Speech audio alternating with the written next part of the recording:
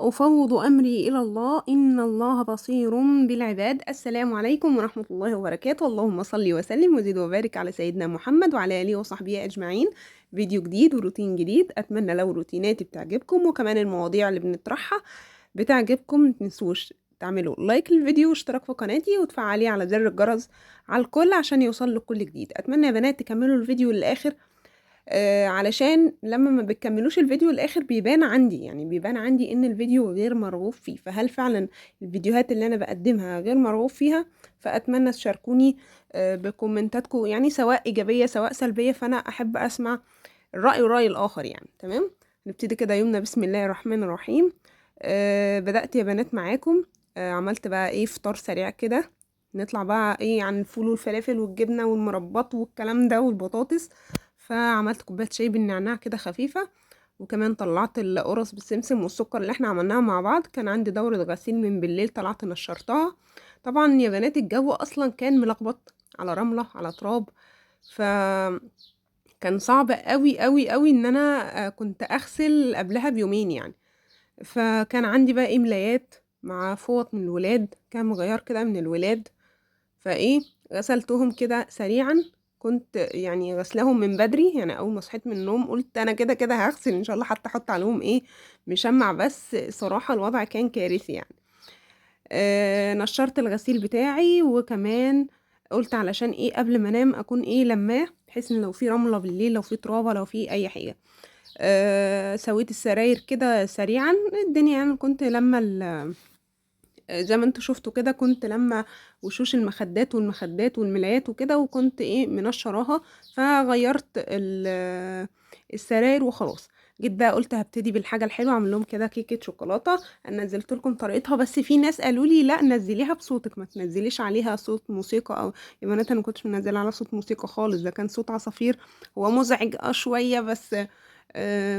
مش عارفه، انا قلت احب اغير لو الناس ما بتحبش الكلام، فقلت اغير. حطينا ايه في الخلاط؟ حطينا كوبايه من السكر، كوبايه من الحليب، نص كوبايه من الكاكاو الخام، لازم يكون خام واختاري نوع كويس. وكمان حطيت كوبايه زيت. حطيت نص الاول وضربت، وما حسيت ان الصوص لسه خفيف قمت ضايفه النص التاني. ممكن انت تضيفي بالتدريج، في ناس بيكفي معاها 3/4 كوبايه زيت. تمام، شوفي الصوص على حسب ما يمشي معاكي. بعد كده حطيت بيضتين، نزلت اخدت كوبايه من الصوص يا بنات وركنتها في التلاجة. إن دلوقتي طبعا الجو حر. الصوص زي ما انتوا شفتوا كده السمك بتاعه تقيل شويه. فحطيت في الخلاط تاني بيضتين واتنين فانيليا. طبعا انتي لو ما عندكيش فانيليا، بصوا هو كيكه الشوكولاته مبقاش فيها زفاره قد كده. الكاكاو بيغطي على اي زفاره، بس يعني تحسبا انتي ما عندكيش فانيليا، ممكن تحطي اللي هو الايه القشر البرتقال المجفف. طيب انا مش حابه احط يعني ايه نكهه برتقال فيها، هتبتدي تحطي معلقه صغيره من الخل الابيض بتاعنا. تمام. هنزل بقى الخليط السائل في بولة، وهنزل عليها بكوباية من الدقيق المنخول. حتى لو النوع بتاع الدقيق بتاعك نضيف وغالي ومية مية، لازم تنخليه. زي ما انت شفتوا كده انا لما نخلته طلع فيه حبيبات برضو طالعة منه. تمام، حطيت على الدقيق يا بنات رشة من الملح، وكمان معلقة كبيرة من البيكنج باودر او الكيك شيف. انا بقيت استخدم كيك شيف صراحه، لان البيكنج باودر مش عارفه ما بقاش يعني ما بقاش يريحني في الكيكه، مش عارفه ليه. وقلبتها. طبعا الكيكه دي بكوبايه دقيق واحده، فاحنا مش هنحط بيكنج باودر او كيك شيف كتير. هي يا دوبك معلقه واحده، وهبتدي كده ارزعها كده رزعتين عشان الهواء اللي فيها. وحطيتها في الفرن، ما بتاخدش اكتر من نص ساعه، بس مش كل شويه بقى تفتحي باب الفرن وايه وتقفليها. طبعا لو عايزه سمكها اقل من اللي انا عاملاها دي في صينيه اكبر، يعني دي راحتك الشخصيه. لو بتحبيها طبعا في صينيه اصغر، برضو دي راحتك الشخصيه. عملنا بقى الصوص بتاعها. احنا قلنا عملناها بثلاث طبقات. فدي كوبايه من الكريم شانتيه الخام. تمام، وحطيت عليها 3 معالق من السكر البودر، وحطيت كوبايه من الميه الساقعه المتلجه. انا مطلعه الازازه دي من التلاجة، كنت حطاها من الصبح بدري. لازم تكون متلجة. انا صراحة يعني أنا كنت بعمل الكريم شانتيه الاول بالحليب او باللبن يعني، بس لقيت ناس تقولي ده بالمية اخف. فعلا يا بنات بالمية اخف. فعملته بالمية، ومش هضيف كوباية المية كلها يعني مرة واحدة، لا بالتدريج، وهبتدي ايه بالمضرب الكهربا كده او بالهاند بلندر اعملها كده. انا حابة السمك كده، حابة تقيلي عن كده براحتك. خدت بقى من الكوباية اللي هي بتاعت الصوص يا بنات اللي احنا ركناها على جنب دي، خدت منها معلقتين او ممكن معلقه، او لو حباها يعني الكريم شانتيه ابيض ظاهر كده براحتك زي ما انت حابه. نسيت اقول لكم على حاجه. اول حاجه يا بنات بالنسبه ل بتاع ده الكريم شانتيه يعني، كنت حابة أقول لكم إن السكر البودرة أنا حطاه 3 معالق. ليه؟ هو المفروض ربع كوباية، بس أنا عاملة بالشوكولاتة وحاطة سكر في الكيكة، وكمان لسه هحط صوص شوكولاتة، فحبيت أقلل شوية في كمية السكر. طبعا انتي لو عايزاها مسكرة قوي هتحطي ربع كوباية من اللبن، قصدي ربع كوباية من السكر البودر. طبعا يا بنات الكيكة طلعت من الفرن، سبتها تهدى خالص واختبرتها بخلة السنان، طالعة نظيفة، او سكينة في نص الكيكة كده هتطلع نظيفة. هتسيبها تبرد تماما. بعد كده دخلت الكريمة دي في التلاجة يعني تتماسك شوية. اول ما الكيكة بردت خالص ابتديت ارص عليها او حطيت عليها الطبقة بتاعة الكريمة، دخلتها التلاجة حوالي ساعة. لازم طبقة الكريمة تشد عشان لما تيجي تحطي طبقة الشوكولاتة، طبقة الشوكولاتة زي ما انتوا شفتوا انا حطيت عليها حوالي معلقتين من اللبن او الحليب وخففتها كده شوية. طبعا انت لو عايزاها تقيلة او بنفس تقل الصوص اللي احنا عاملينه حطيها، دي مفيهاش صح وغلط زي ما انت حابة. حابة طبعا تزودي على الصوص الشوكولاتة ده، تسيحي شوكولاتة على حمام مائي براحتك، او تسيحيها في الميكروويف برضو براحتك. تمام.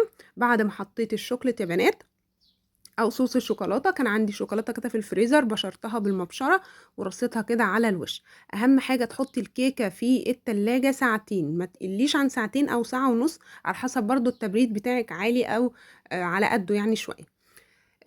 تمام يا بنات، اتمنى بس يكون الدنيا كده ايه ظابطه معاكم. الكيكه لازم تبرد في الاول خالص. بعد كده الكريمه لازم بعد ما تحطي طبقه الكريمه على الكيك لازم تحطيه في التلاجة الكريمه تشد، والا هتحسي ان صوص الشوكولاته مع الكريمه ملخبط على بعضه. تمام.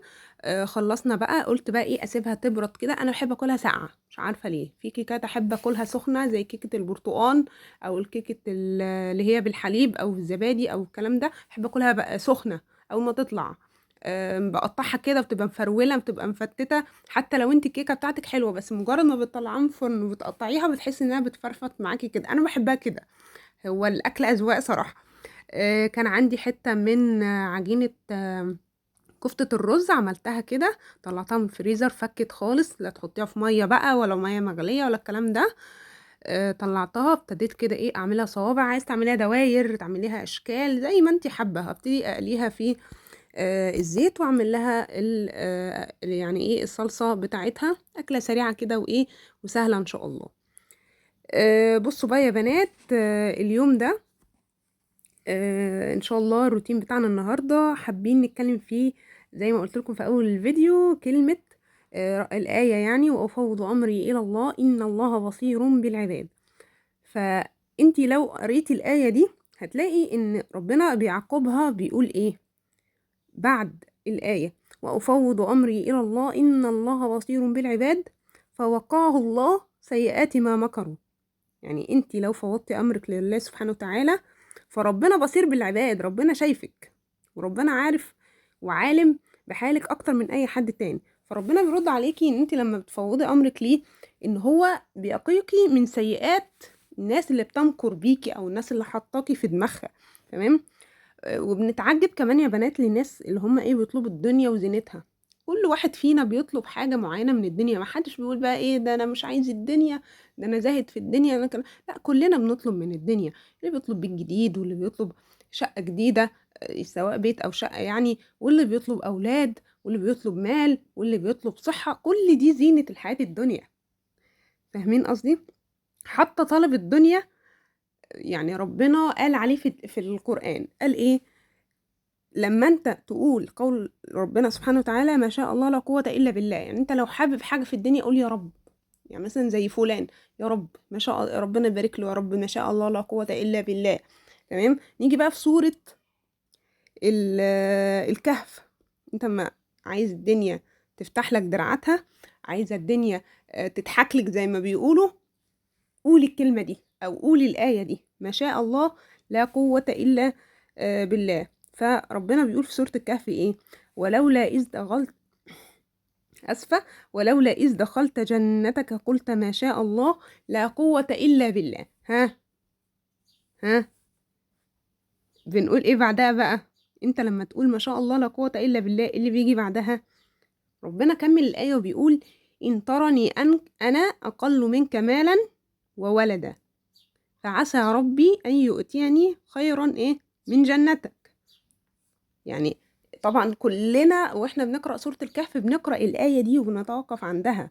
طبعا احنا بنتوقف عند كل الآيات لأن سورة الكهف دي من الصور الحقيقي عظيمة جدا جدا جدا. تمام.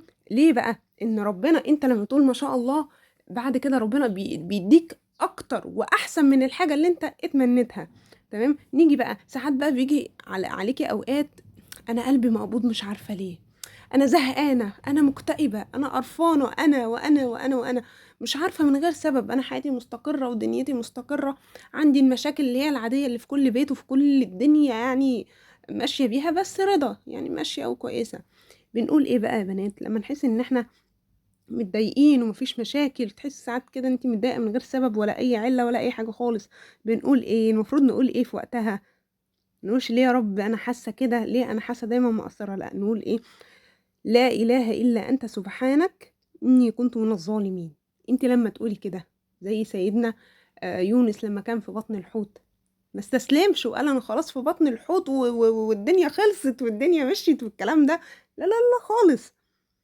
قال ايه؟ لا اله الا انت سبحانك اني كنت من الظالمين. ربنا رد عليه بقى في ساعتها قال له ايه؟ فاستجبنا ايه له. فاستجبنا زي ما قلنا الفيديو اللي فات يا بنات.